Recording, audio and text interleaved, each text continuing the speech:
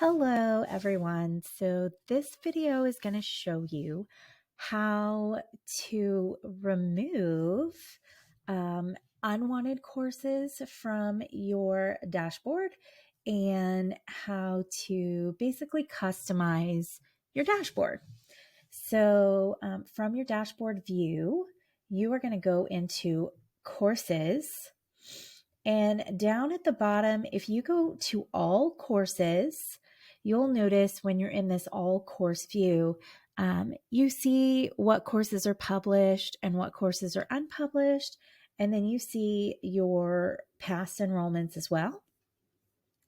And you simply have to star the courses that you would like to remain on your dashboard.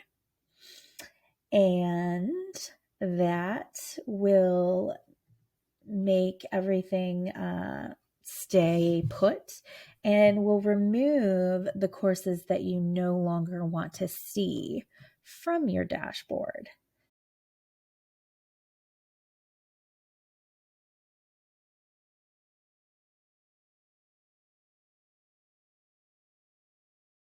Back to my dashboard. And now I can see it is much cleaner and it looks a lot better.